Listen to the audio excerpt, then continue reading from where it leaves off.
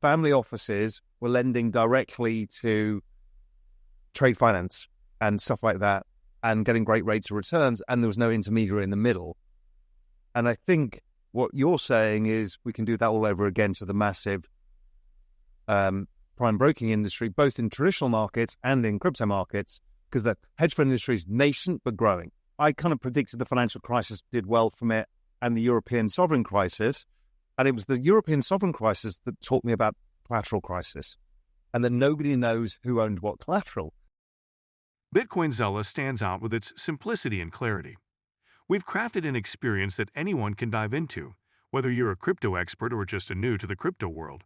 Now guess who keeps his eye on us? The author of best-selling book Rich Dad Poor Dad, Robert Kiyosaki. And we want to take this opportunity and thank all the people who trusted us, and we read every comment. And the best part, it's free. Subscribing now means you will get all new information for free. Don't just follow the trends, stay ahead of them. Subscribe to BitcoinZella today and enjoy the new edge.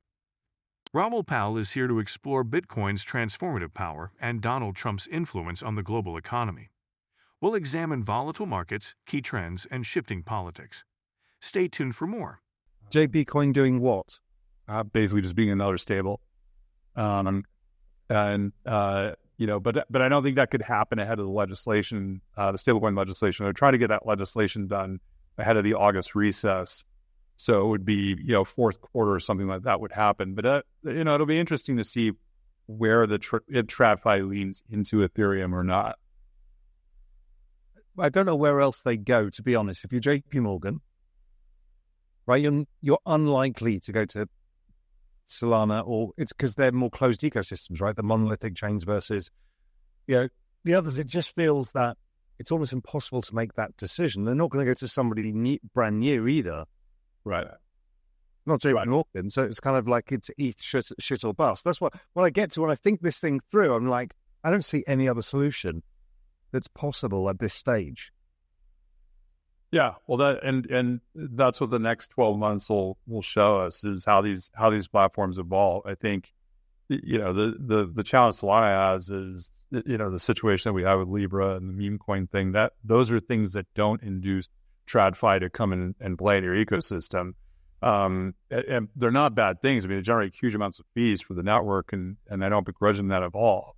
But that's not, that's not going to get JP Morgan or Goldman excited to start trading on your platform. So, although if they can spin the story differently, I mean, look, it's been an ugly shit show, and it's been a bit too grifty. But crypto's been grifty for a long time, right? But right. At the extreme, because it's a Wild West and it is experimentation. So I get that, and I don't really have a massive issue with it. But the Trump coin to me was really interesting because it shows how fast capital formation can happen amongst a large group of a decentralized entity amongst a large group of people who have a commonality of idea. We saw the Constitution DAO before that was another way. It was another holy shit moment for capital formation. So there was a very big signal. I mean, memes and stuff have a lot of signal about a bunch of stuff, attention, economy and stuff.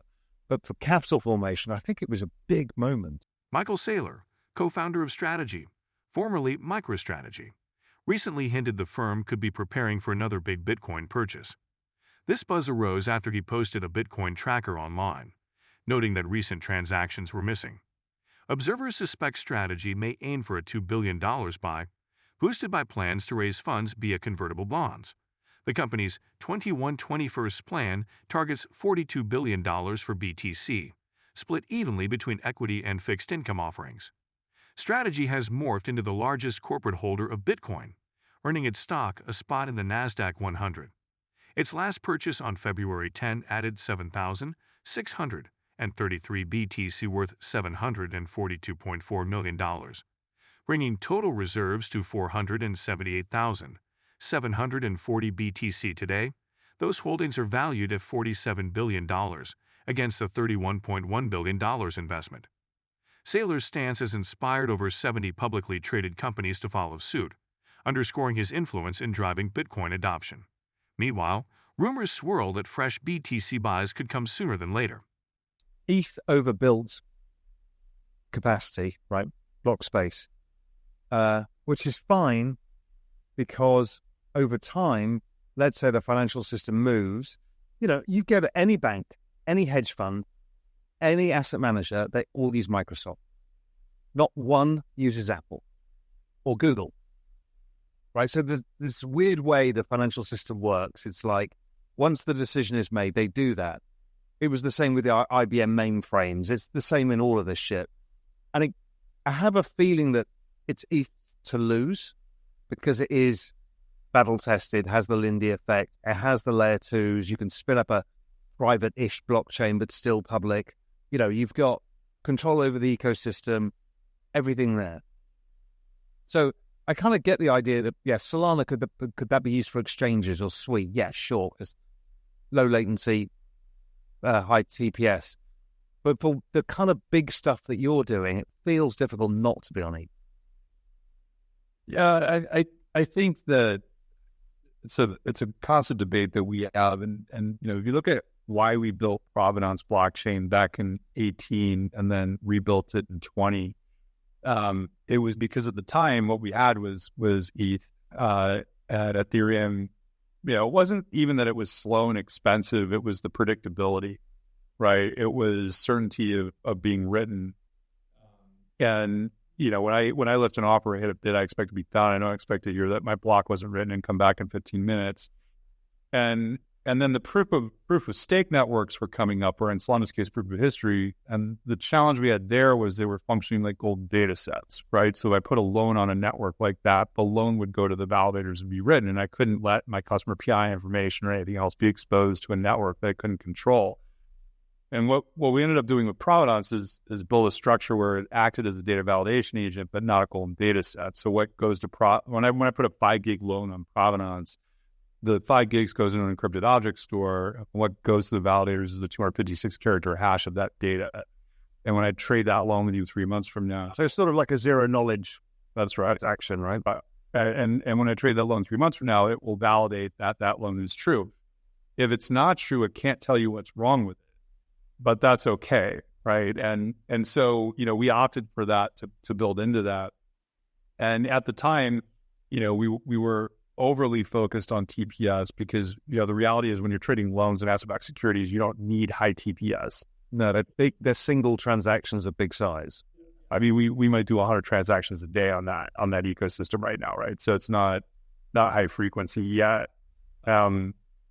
We certainly want to stand up a TBA market, which would be high frequency, and that'll come out of the guarantor. But so it's if I reference that back to Ethereum, obviously Ethereum going from proof of work to proof of stake was an improvement. I think it is overbuilt. I think it still has a lot of challenges, and I think it's still a hard network for a regulated financial institution to participate in. Now, I think what will be interesting is my guess is JP Morgan will launch JP Coin on Ethereum before the end of the year. And that would be very interesting that they do that. Bitcoin hovered near $95,000 as the week drew to a close, raising questions among traders who witnessed snap volatility from the Bybit hack. Despite lingering uncertainty, BTC managed to stabilize, and some analysts pinpointed a continued tightening price range. Meanwhile, business intelligence firm Strategy stoked excitement after CEO Michael Saylor shared a chart hinting that additional BTC might be added to the company's large holdings. Low volatility has become a key talking point, with on-chain analytics firm Glassnode reporting that Bitcoin's implied volatility is nearing record lows. Historically, such compressions in volatility have preceded significant market swings, suggesting that a breakout could be on the horizon. Glassnode found that 1 week realized volatility stood at just over 23%, with similar dips in the past leading to sudden surges. While short-term implied volatility has plummeted, longer-term metrics remain higher, suggesting that traders anticipate more dramatic moves in the coming weeks. Despite the Bybit hack fallout, Bitcoin's price held steady, leaving many to wonder if the calm is only temporary. Many analysts anticipate renewed action once volatility returns. Some market watchers believe Strategy's next announcement might spark fresh demand, especially if new funds flow in. Saylor's history of bold buys often triggers optimism. If you've been with us so far, a big thank you. Don't forget to subscribe for free to Bitcoin Zella for your daily news. The link is waiting below. That's all for today's crypto news. Stick around for more updates, insights, and analysis on cryptocurrencies. Share your thoughts in the comments, like this video, and subscribe for more exciting content.